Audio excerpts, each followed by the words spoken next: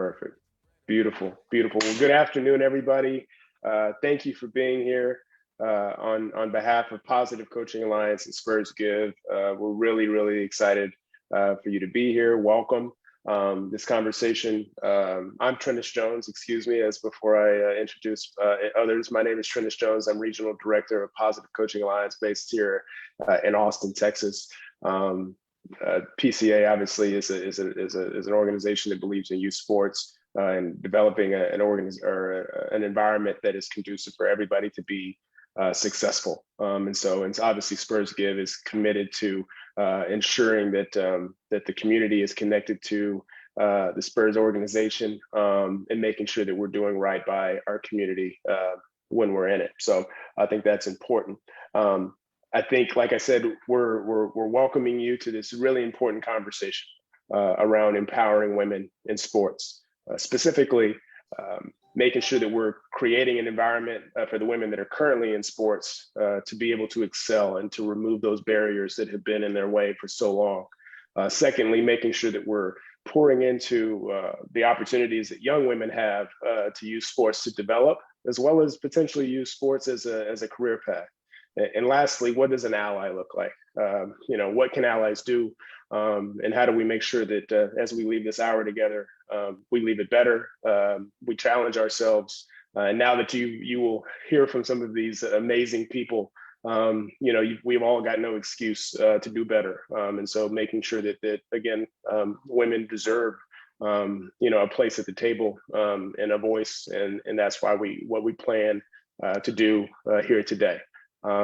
We know that this conversation is important, but it's also happens to be Women's History Month. And though we acknowledge fully that women's history is American history, is world history, and that we should not wait on March every year to have these types of conversations, but we're also going to take advantage of the opportunity we have today to make sure that we are amplifying those voices. And again, we're shutting up and listening, to the leaders to make sure that we're creating an environment that we all can be proud of. And so, without further ado, I want to introduce you to Ms. Corinna Holt Richter, who is the President and Chief Administrative Officer for Holtcat, as well as being the Chairwoman of Spurs Give, of whom PCA is a proud partner with. And so, Corinna, welcome. The floor is yours.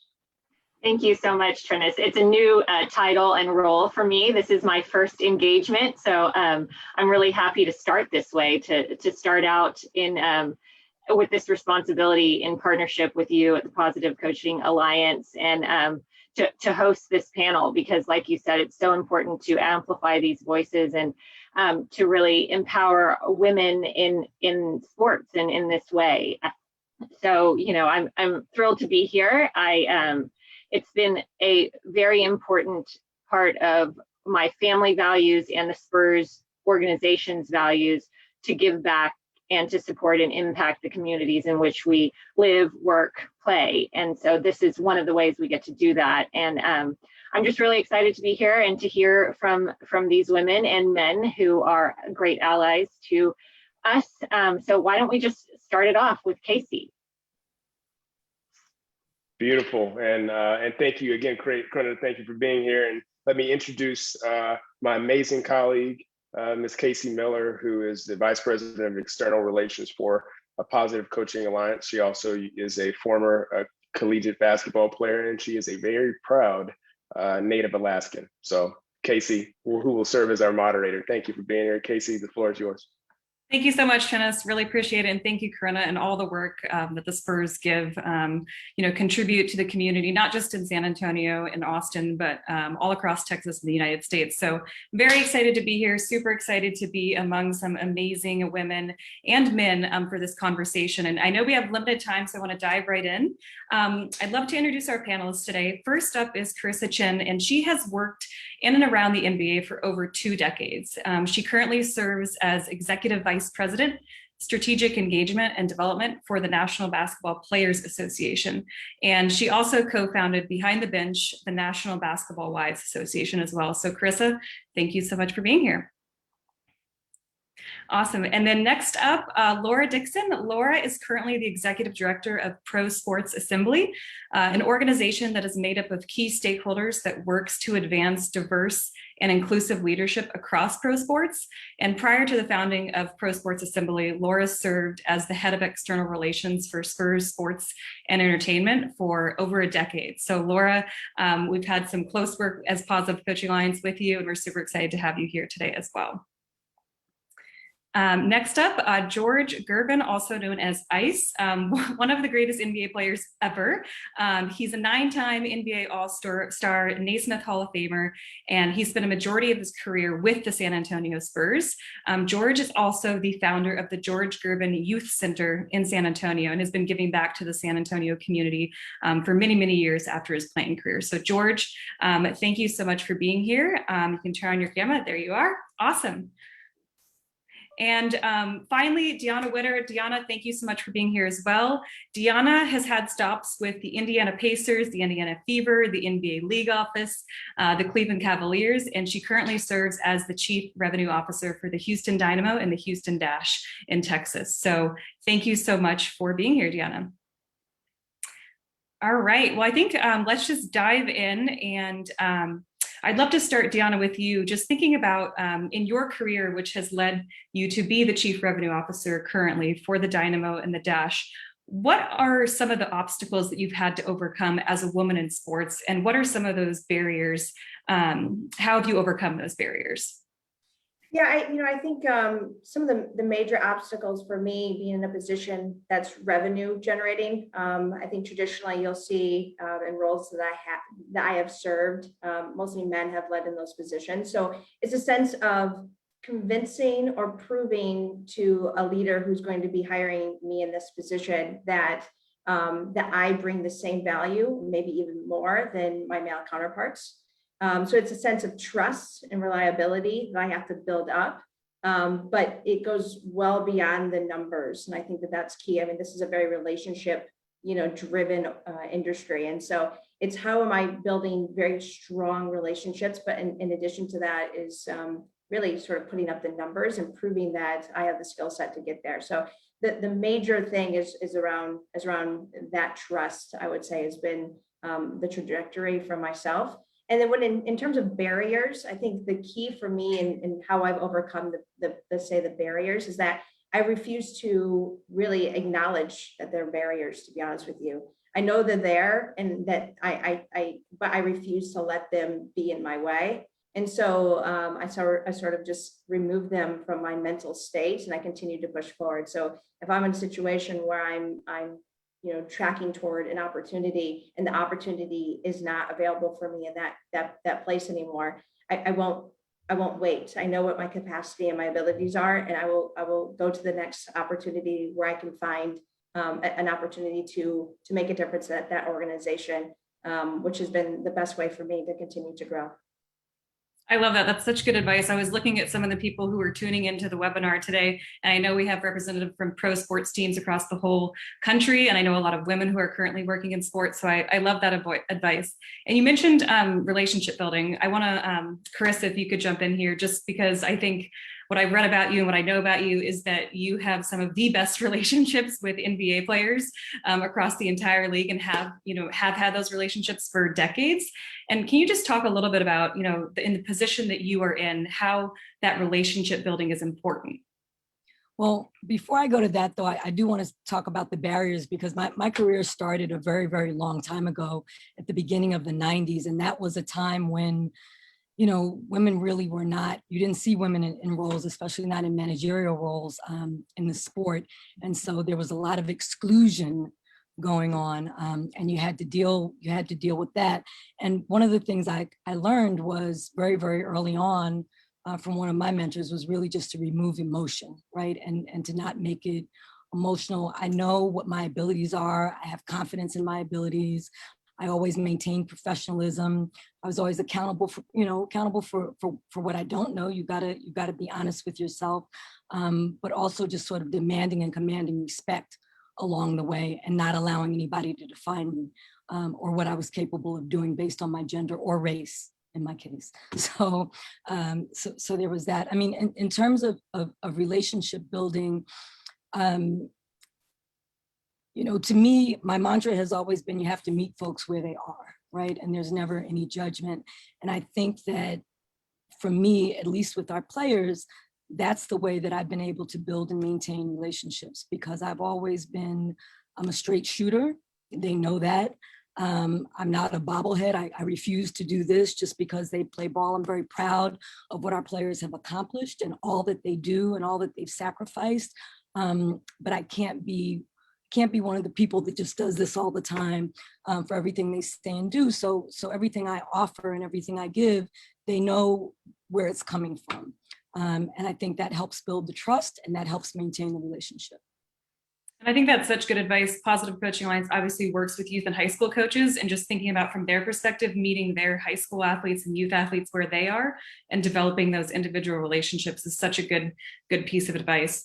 Laura, is there anything you want to add just in terms of overcoming barriers? You've had a long career thinking about working in government and, working for Spurs Sports Entertainment, and now founding an organization that is truly inspiring, that's working to create this change. But in terms of you personally, any barriers that you'd want to shed some light on? I think to one, Deanna inspires so many people. So I just want to, give her a nod because I think her, commitment to, moving, if that's what is required, and demonstrating leadership to, everyone that, she has interactions with in our organization, outside of our organization, through her podcast is so valuable. And, to Chris's point about not being a bobblehead, I think that sometimes you're in a place where you have to challenge your organization or your culture or the status quo, and creating a culture that embraces that is so important, because that's how we improve and how we develop. And having women like Chrissa who have set the tone for that and have helped build cultures and organizations that accept that is so valuable and so critical. And it's exciting for me to see that happening with their team at the union, at the NBPA, because they have such a powerful platform. And with Chrissa and Michelle and other women leading, and seeing the men embrace their leadership, and hearing Chrissa say that she doesn't just nod her head yes, is a really powerful message for everyone to hear. That willingness to step up, push back, challenge ideas, and have the trust that Deanna mentioned to know that this is for your best interest, and that I am pushing back and I am challenging you because we're in this together. When people know that and see that, gosh, man, that can really change things. And I think you've seen that in the NBA, given the 5+ years that the leadership has been in place at the union. It's impacted. Yeah, it's powerful. That would be 6. Michelle has been 6 years. Michelle's been leading us for 6. Yes. And, you mentioned culture, and, George, you've obviously been a part of the Spurs culture for many, many years. And I think across all sports leagues, women and men, I think the Spurs are considered just having an amazing culture, and one that looks to grow and be inclusive. And so from your perspective, whether it's on the coaching staff or on the business side, we're starting to see more and more women coaches in the NBA. How does that add value, and why is it important for that type of culture to be inclusive across genders and across race from your perspective? Well, qualification. I mean, a woman is qualified to lead. I think we got one of the best examples with Becky. Becky definitely gonna be a head coach one day. I mean, she's gonna be a head coach because she know how to coach, and the guys respect her and they respect her knowledge of the game. So for me, it's fun. Now, I'm older than everybody probably on here. I mean, so I go way back when women reporters couldn't even go in the locker room, after a game. So to be able to see the gradual change and the respect now that just the system have for women, is something for me that, just make me smile. Because they're qualified, they're confident, and, like they said, I ain't giving up. I'm just as good as anybody else doing this job. So I think with that attitude and, with that love for what they're doing, women is going to be a big part of, sports for years to come in the leadership role. Absolutely. Yeah. You talk about women reporters not being allowed in the locker room. We did an interview with Lindsay Harding, who's an assistant coach for the Sacramento Kings. She tells the story of, she goes out when she was a scout, she would go out and people would ask her, oh, like you must be the media person, not the coach. And so we still have a lot of work to do. I think we've come a long way. But you make a great point about qualifications. Chrissy, you said something actually before we went live, just how leadership is key in prioritizing, creating change and putting the emphasis on the important things. And Deanna, I don't know if you have any thoughts just in terms of, you've worked at multiple different, sports and, your soccer, basketball, WNBA, NBA. How important is that leadership? There's the balance of, pushing boundaries as an individual, depending on your level, but then talk about from that leadership perspective, how important it is. It's extremely important. And, at the same time, and I think about the leaders that I have worked for, throughout my career. And I never put myself in their perspective in terms of when they're going to hire somebody who looks like me, what is going through their head. I sometimes would probably process that piece. I ignore it. As I said, I don't want those things to be in my head, as I assume that they're not barriers to me as I approach it. But, I think it really defines them as leaders, does it not? I mean, you're sitting here in a situation where most people are taking this unconscious bias, or maybe a conscious bias, of deciding that this person has the qualifications or not. On the paper, I have the qualifications, but for some reason, one leader might go one direction because of a perception that they believe that this person that they're hiring may or may not be the right fit, which is one of those words I cannot stand, and we can talk about that probably later. But the word fit, I think, has become just a scapegoat of saying that, you don't look like what we want you to look like, or we think that it will be uncomfortable for somebody to report to you, or uncomfortable that we think that somebody in a difficult conversation, or a challenging conversation of negotiation with a partner, let's say, might not respect you. And I give a lot of props to leaders who have not allowed those thoughts to creep in and see the true value of the qualifications of myself and other women across this industry who have been elevated thanks to other leaders have seen the value they can bring and the impact they can make by bringing in somebody who can bring diverse thought, diverse strategy, and diverse processes into their organization. So leadership is key here. It truly does start at the top. At the same time, we have to, as women, continue to inspire women coming out of college to also look at these opportunities, and because our pipelines need to continue to also increase, so we can accelerate this, the equity that we're looking for in our industry.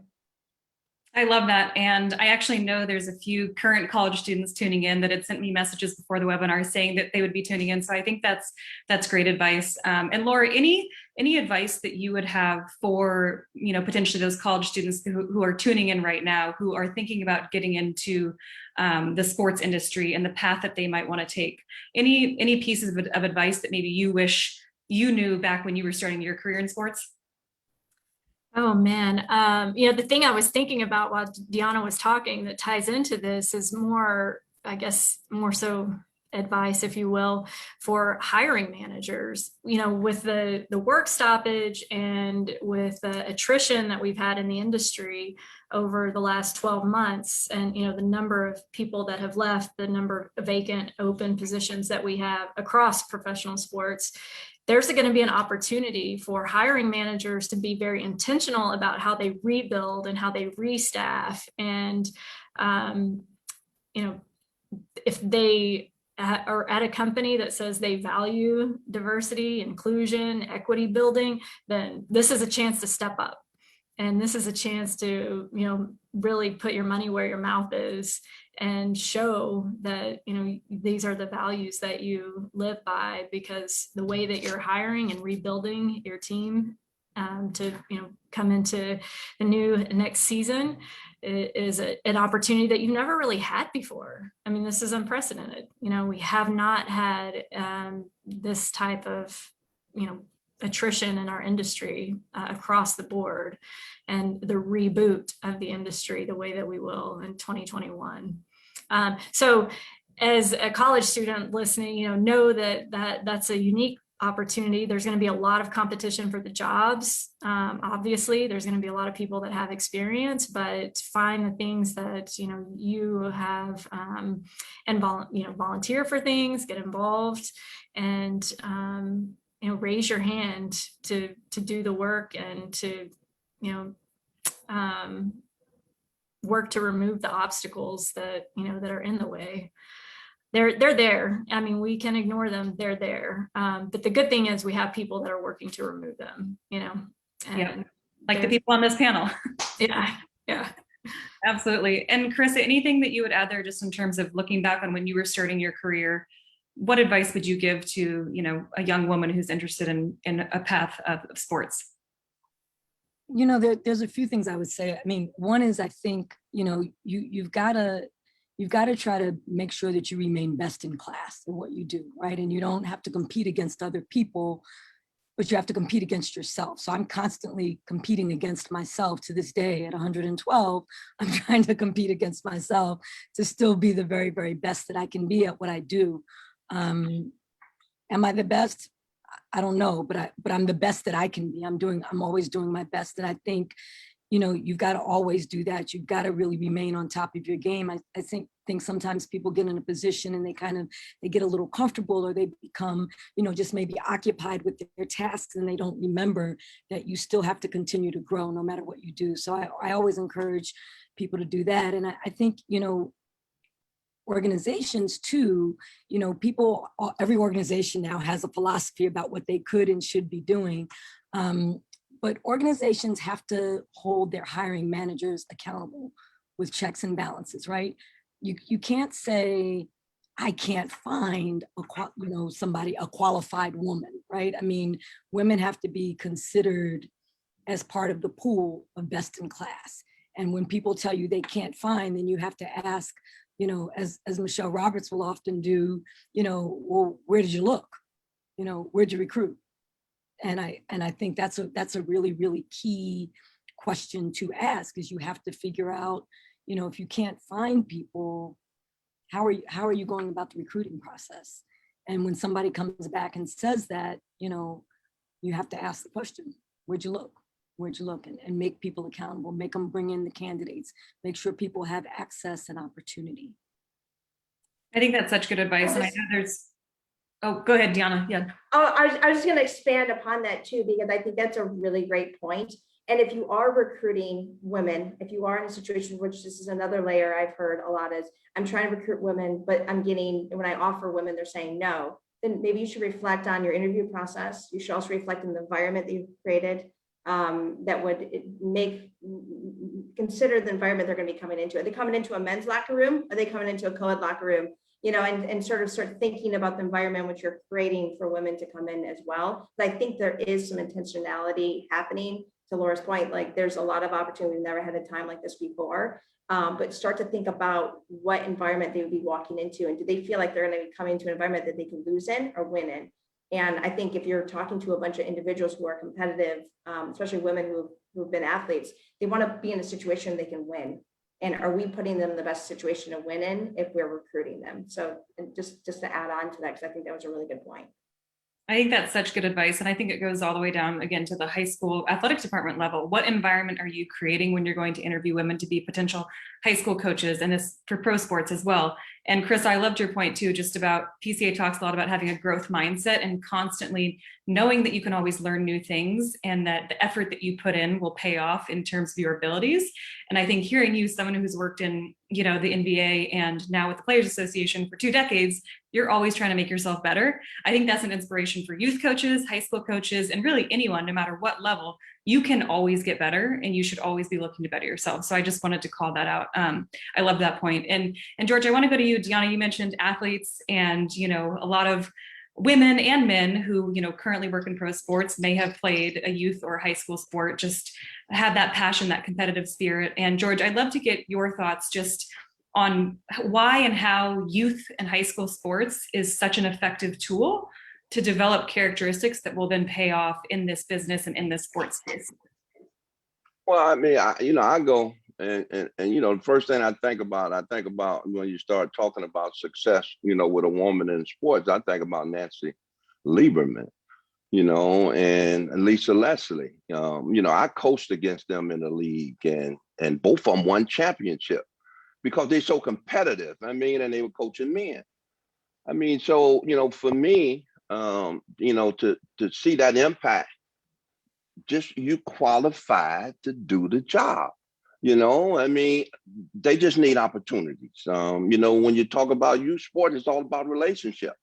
For me, where I get all my success from children is I talk to them. I find out what they like. I get to know them. Nobody is the same. People learn differently. So I think relationships is going to be a key, to anybody having success when it comes to sports. So, that's where I kind of base my success on with my programs, here in San Antonio today. And I can attest to ISA's commitment to empowering women in leadership. The first time, well, not the first time we met, but the second time was with the women who lead the George Gervin Academy and Youth Center, and the work that they do as a team.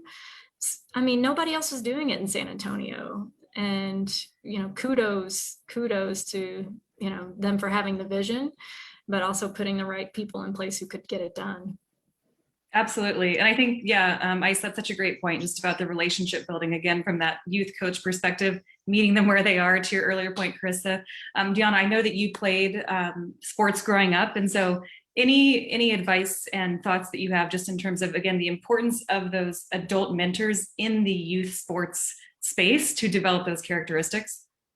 I mean, yeah, absolutely. And just in general, I mean, we know, and there's statistics that show that, girls are playing sports today and continue to play sports. Those are our future leaders to tomorrow, because of those characteristics that you were alluding to, that they've developed competitiveness and leadership and hard work ethic, and how to be a team, like how to be a part of a team, but also lead a team. And, personally for me, growing up and playing sports, like, I don't know where I would be if I wasn't an athlete, to be honest with you. I mean, I being an athlete gave me purpose. Being a part of a team gave me purpose, and how I felt about being a part of a team is how I wanted to feel for the rest of my life. And that truly was the path in which made me inspired to start to watch professional basketball, and go to games and just be inspired by the environment, the energy of when I was like, I don't know who puts these things on, but I'm going to work in professional sports. And it truly drove me in a way that allowed me to go to college, be a first generation college student, and then get on path to where I am today. But the individuals, the coaches specifically, had such an important role in my life. I was raised by a single mother, and so having these outside adult figures in my life who cared about me. And there was a simple thing I think that really tapped in. It was like, the better I was, the more I could contribute to my team, and my team needed me. And that really empowered me to want to be a leader in any role I was in any of the teams I had been. I always strived to be a captain. I always strived, as a freshman, I wanted to be in varsity. It didn't always happen, but I was inspired or motivated to be in those positions because I felt like I wanted to be the biggest contributor to that team. And those building blocks were building there. But I think that one of the biggest things that I really took away from my experience from a coaching and adult perspective was reliability.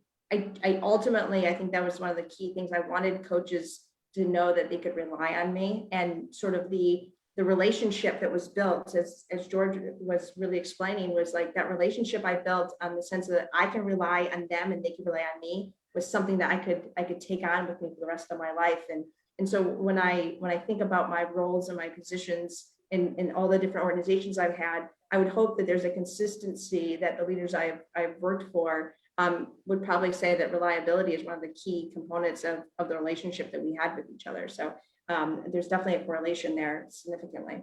I love that. And Chris, I think you're one of the most reliable people for a lot of the players in the NBA. And I'd love to get your perspective, because I think, a lot of times you're welcoming young men who maybe, 18 to 21 into this league, who maybe you have a perspective into their coaches that they've had and the influence that they've made on their lives coming into the league, and what is your take and your importance on those youth and high school coaches before you start working with them as players? So, I that whole transition piece is really interesting. So I think those coaches can be incredibly important, and that's why there are all these different programs now. Or you guys might know of some of them. It's sort of like that you're vetting these coaches. The influence and impact is so very important. You want to make sure that the kids are surrounded by the right people, because look, just because people are interested in kids, so they say, or their development, the agenda is not always the greatest agenda. That's been my experience. My son, who I know I probably talk about him all the time because I just love and adore him, but he's my only child. But he's he works for the Westchester Knicks now, but he came up in AAU sports. And one of the things that I had to do going through that process is I had to make sure that he was on the right team, not necessarily the team that was winning in the league, but that he was going to be surrounded by the right people, both men and women in his orbit, because they were going to, we know how AAU sports, works. I mean, it's a lot of games, a lot of travel and all of that. I wanted to make sure that he was surrounded. So I think that those coaches have a tremendous amount of impact. I think we have to all kind of work harder to get them resources and get them some of the things that they need so that they can best support the kids. But I think also, the other part is that you just have to be aware of who your kids are going to be around and influenced by, because in welcoming some of our young men into the league, they have been, I like to say, victims and products of some not so good organizations. And then we have to kind of help them relearn and teach them some things that are different from what they learned in youth sports. That makes sense. 100%. Yeah. And I think that's such a great point. And the idea that parents advocating and asking those questions before putting their child into a program about maybe what's your coaching philosophy? What is the goal of this club? What are we looking to do here? Just to ensure that it is an environment where hopefully there's an emphasis on developing better people and not just those athletes to get them through the system. I think that's great advice for youth parents. And Laura, I think I heard on the podcast that you did with Deanna, and we'll put a chat to the Women Blazers podcast in the chat. I think Trinus has a link to it, so they'll put it in there. But I think I heard that you coached boys high school basketball. And so I'd love to hear your perspective. Just you've done it. You've coached high school boys basketball. What are your thoughts? Look, it's not anything to brag about, as Deanna knows. I tell you, we did not have the most impressive 2-year run or 3 years when I was coaching. But yeah, I was really young, and it was a great experience to have early on. And you could definitely tell the guys who had good coaches getting to high school from the guys who had like bad coaches getting to high school. And your point about parental involvement, there's a fine line of appropriate parental involvement, right? So I wasn't the crazy mom, I swear. I want to follow Deanna and Krista around while they're being moms, team captain moms, and all of that. But yeah, the experience of coaching. I'm lucky too, because my dad's a coach. I fell in love with sport because he was a Southwest Conference official. Remember when the Southwest Conference was around?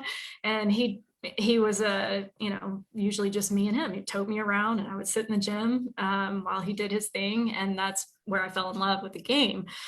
But being the daughter of a coach and official gave me a great appreciation for the work that goes into, developing teams, developing cohesive talent, to accomplish a goal. And I think that that's really, really valuable in the training that PCA provides. you know, you're getting coaches at a time when, you know, they're just raising their hand and volunteering for this job, and they don't come to the table equipped with, you know, a lot of background or experience. You know, they know their kid wants to play and their kids need a coach. So, and then, you know, and then you guys have evolved to really grow into the high school space and beyond, and that carrying that model forward is just, you know, there's just so much value there. I'm glad that with the Spurs Youth Basketball League, you know, when Pop started that league, you weren't reaching kids whose parents were showing up and, you know, interviewing the coaches. You know, it was started as a midnight basketball league for kids and youth that were, you know, out doing things other than basketball, who knows, you know, just free time on their hands after dark. And this basketball league started to, you know, be more productive use of time or a distraction from other things. And, you know, it's evolved to grow and have this partnership with PCA that, you know, is really transformational. So that was a total diversion for me telling you my coaching record. So I hope that that was a value add. No, thank you for saying that. I mean, I think coaches can go through their whole career without necessarily ever having character education training. They might get the training on PR and, you know, the skills and drills and the fundamentals, but in terms of social emotional learning and character building, I think PC is working to try to do that. But no, I appreciate you saying that. And George, I want to ask you a question. We actually got Coach Gutierrez sent in a question before the webinar. She runs an AU program for girls in San Antonio. And she had just asked any words of wisdom for upcoming players and helping them achieve their basketball goals. So this is Coach Gutierrez from San Antonio wondering some advice to achieve their goals. Well, I guess the first goal that you achieve is teach them what the game is designed to be. The game is designed to play as a team. You know, I think, you know, once you know, get your kids to understand that value, you know, because you think about it, you know, you usually have somebody that's better than most on the team, you know, and they'll probably be the ones that the other kids look up to. So to be able to get her or him to understand that character, you know, okay, yeah, like you the best on the team, but it's important for you to make them other guys and girls feel a part, you know, of the team, because the game is designed to play one way, and that's as a team. So my advice would be, you know, get them together and get them to understand that we are in it together, you know, and then, you know, you kind of make a fist, you know what I mean? And you know, and I think that's where your strength comes from. I'm a relationship guy. So I always believe in sitting down and talking and getting to understand who's on your team, you know, and I think that makes a solid team. I think that's such good advice in terms of, you know, of course, we're going to be the best individual player, but you're part of a team sport. How can you make your teammates better? And what goals can you set around being a good teammate? And again, that translates to the workspace and where each of us all are now. We all have teammates in the workplace, and how can you bring others up with you? How can you be a good teammate? I think that's great advice. I want to say to people who are watching either on Facebook via, you know, the Spurs account or the PCA account, you're welcome to write in comments with any questions that you have, and we have someone monitoring those. They can send them back through the webinar. We did have a question come in from Janet. Janet, thanks for tuning in. She is in San Antonio, and she said, as a woman, Hispanic, and a minority, it's often very hard to stay afloat. How do you all as women challenge yourself to work to be at a higher level professionally? I think that goes back to Carissa, to your point of always trying to make yourself better and knowing that you can always grow, but any specific advice or tips that you want to jump in terms of how do you work to challenge yourself personally to be better? Well, for me, it's always my commitment to my craft, right? So, you know, the goal for me is to always deliver the best in class to our players, right? Whatever it is. So I oversee the anti-drug policy and aftercare and all of that, and I'm involved in crisis management. So I have to stay on top, right? I have to know my stuff. I have to remain relevant because I have to be able to communicate to our guys. And I think that crosses, you know, everything. I'm part Cuban, so hola. But you know, growing up as a woman of color, we were always taught that you had to be better than the best, right? So I was constantly competing, again, not with others, but with myself, to really do my best, to be my best, to have the most integrity, to make sure that I was reflecting what I wanted to reflect from my family, right? Making sure that I had pride in everything that I did, whether it was my writing skills, no matter what it was, right? I had to make sure I knew it was a reflection of myself, a reflection on my family. So the point is that you just have to challenge yourself. You have to get up and you have to know, I'm committed to this and I'm going to be the best at it. And if you're not committed to that thing, but it is just sort of a stop along the way, in order for you to get to the next stop, you have to master where you are in order to get that next opportunity. So, you know, in my 5 million years of working, you know, I've had some different careers. Sports is my third career. And I've been in it for 30 years. Again, that makes me 112. So, but along the way, I was constantly building. So even though I was not, you know, I didn't arrive at my destination, I was working toward it. So I mastered everywhere I was. So I was always motivated to get to where I was going, master where I am so I could get where I was going. And I hope that helps. You started your career when you were like in the womb, apparently. I think, you know, I think about commitment to craft and commitment to your community. Like, and I don't necessarily mean like by geography. I mean, you know, the people you surround yourself with, and sometimes, you know, that has to change and evolve as you grow. And, you know, that's a personal decision and commitment that you make, but that community, the people that you surround yourself with is, you know, one of the number one contributors to where you go, right? And how you get there, because, you know, they are the ones who either hold you accountable or they're the bobbleheads, right? And they're the ones who challenge you the most, who, you know, can deliver the things that you need to hear with the, you know, the style that you need it to, you know, be delivered in. And it's also, you know, where you're building and what you're part of building, you're more responsible for, you're more accountable for, and you're less likely to, you know, destroy it. And so I think that you know, commitment to your community, and sometimes making tough decisions about your community is another real driver of success. As I say, to add, you know, I'm half Black, half white, and so I check the box of Black woman.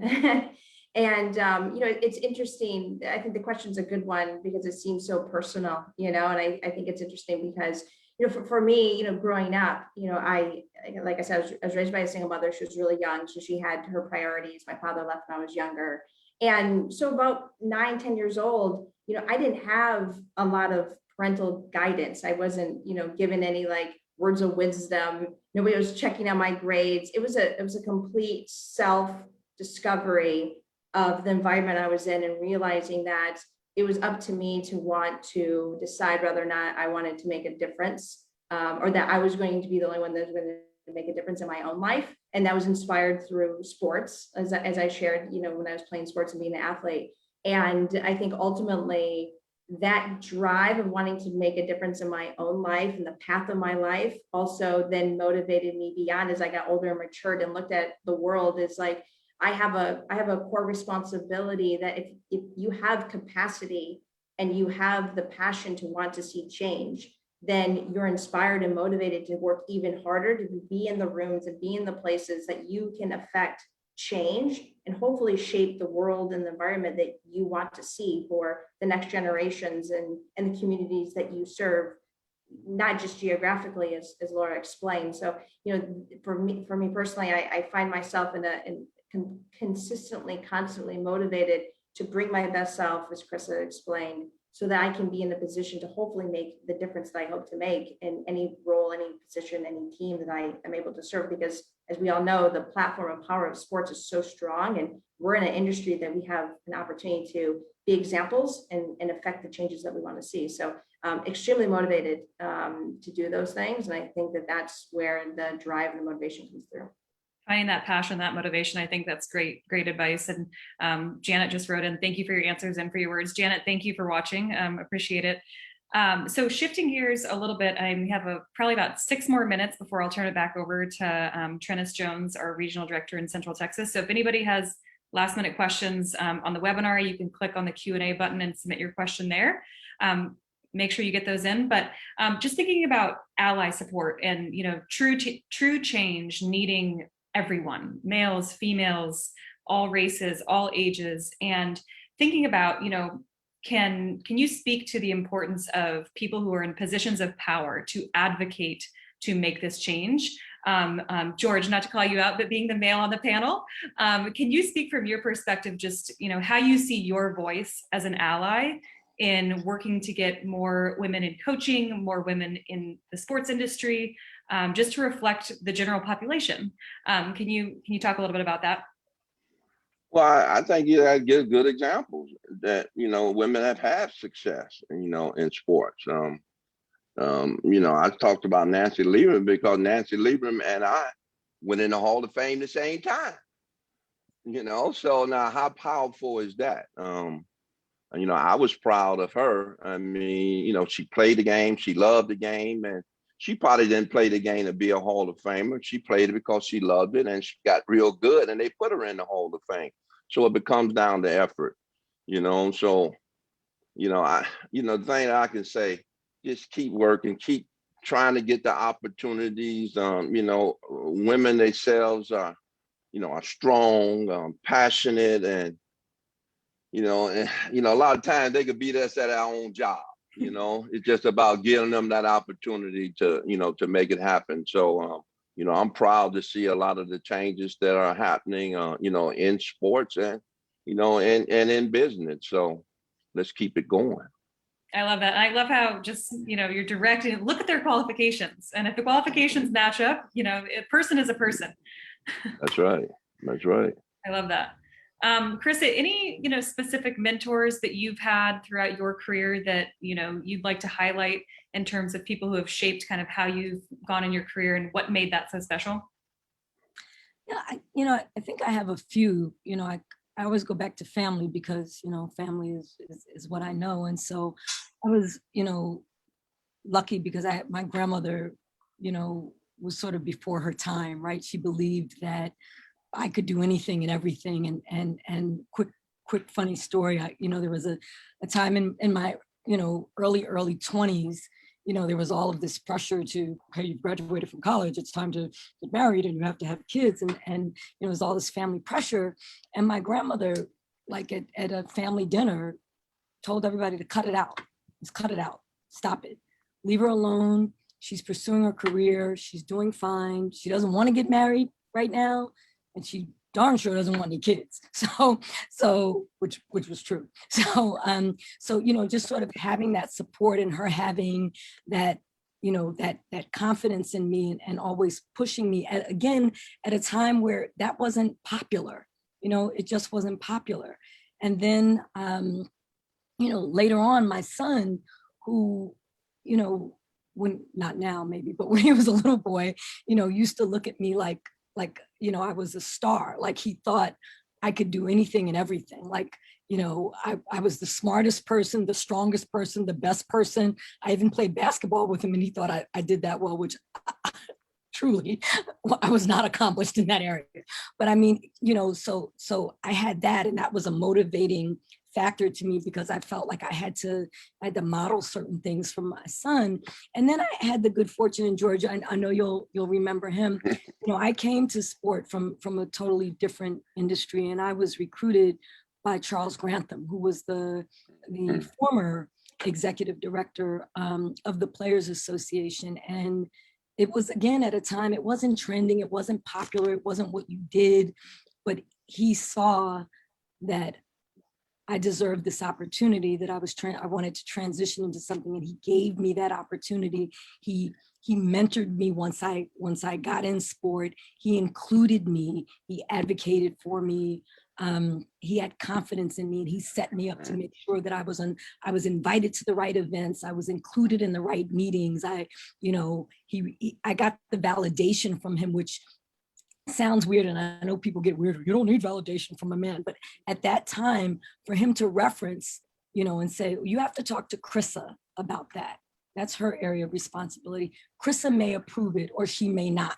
Those things are important to let people know, that people around you, especially in the top of the 90s, that they had confidence in you. So those were the kinds of things that were important. And then, later on, because my career actually started here at the Players Association. I was here for 3 years, and then I consulted for Nike, and then David Stern and Adam Silver brought me over to the league, right? And there was, George, you might also remember Russ Granick, right? So there were people there that were constantly advocating and making sure that I was placed in the right departments, and that, that my voice was heard. I was in the right meetings, and, did you include Chris on that distribution? So all of those things, that allyship from those men, that advocacy from those men became very important in my growth, and was critical for me to be where I am today. Because had I not gotten the opportunity, and it is about opportunity, I would not be sitting here. Right. Well, thank you for sharing that. I think that's inspiring words for male allies who are tuning in. Last question before I turn it over to Trinus. Deanna, I'll shoot this one to you because I know you have a son.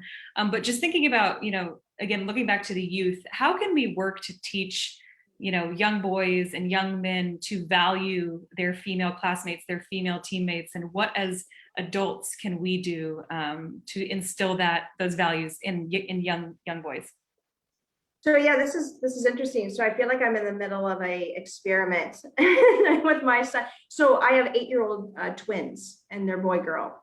And so I'm raising my son and my daughter in the same path, in the same environment. And I'm keeping them together as much as I can, in terms of just seeing this respect to his sister, as well as my sister, the sister to the twin brother. And it's interesting how different they are, in terms of their personalities. But I think ultimately for me, it's about having my son respect his sister, his twin sister, and his baby sister also, and the girls around him, with respect. And that, the same level of respect he has for his sisters, the same respect that he would have and appreciation for the other girls in his class and on his team. So they play co-ed sports right now, which I'm really, really happy about. I'm really interested to see where that goes from here. They share their room, so everybody is sort of together, and I'm not separating them out in sort of this boys world, girls world. If he gets a video game, my daughter gets the same kind of video game. So it's sort of this interesting thing. So I'm still in my experimental process of how it's working for me, but I think that setting a stage of equality and respect of quality and valuing women that he's around is going to be key. And I think it's really awesome that I get an opportunity to take my son to professional women's games. We are the Houston Dash as well. So, if he doesn't want to go, I don't care, he's going. And he always has a good time and he enjoys it. But I think it's important that, I'm intentional. I am putting him in positions to see women in these roles, in these positions. And I think it's going to be really interesting to see, where that leads him as he gets older.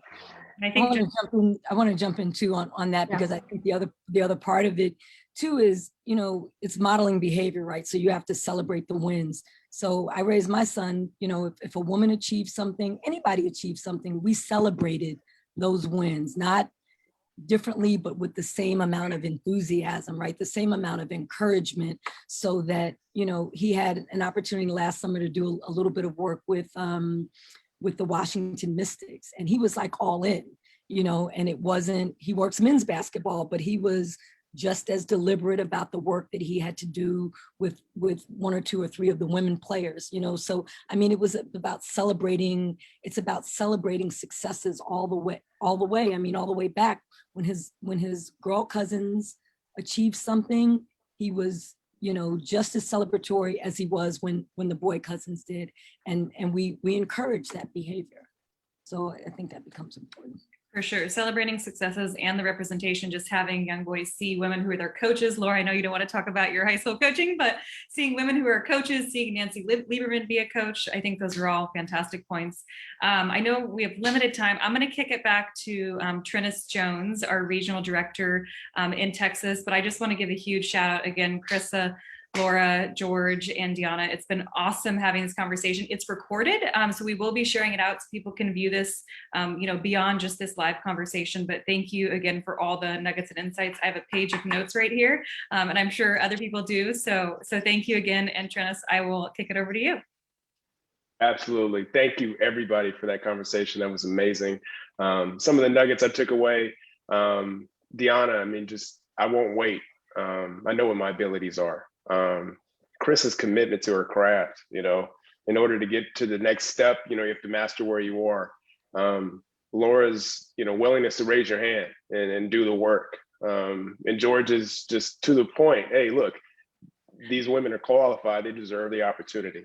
And certainly last, but certainly not least, my colleague, Casey Miller, made managing these conversations look a lot easier than it actually is. So just know that this isn't something you want to try on the fly, right? You need to be a professional and master it the way that she did before you try to try this, on your free time. So grateful to everybody joining. Before we leave you, Corinna has some exciting news that she would love to share. So Corinna, if you don't mind.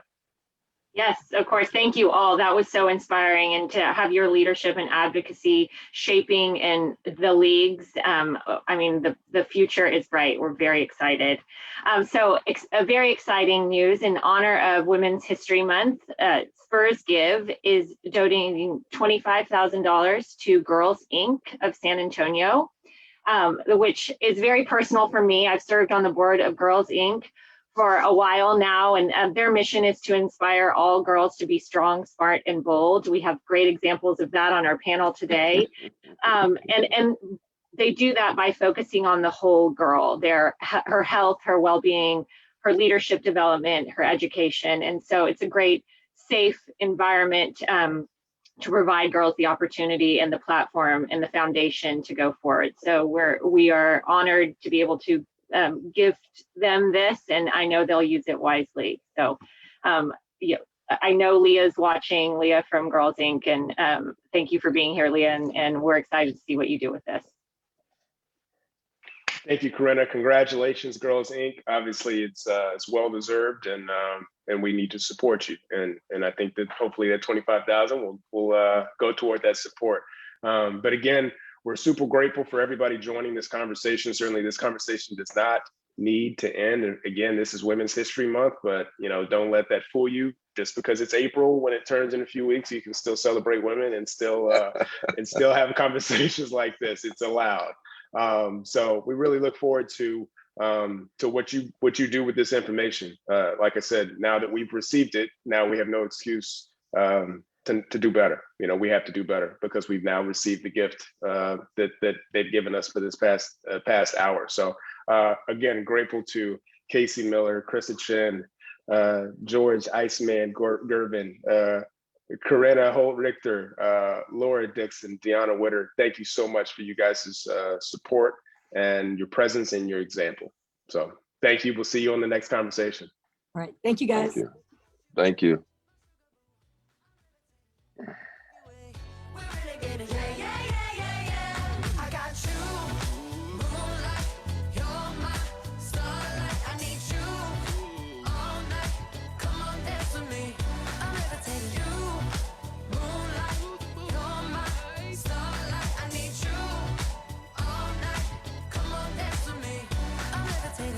I'm one of the greatest, ain't no debating on it. I'm still levitated, I'm heavily medicated. Ironic, I gave him love and they end up hating on me. She told me she loved me and she been waiting, been fighting hard for your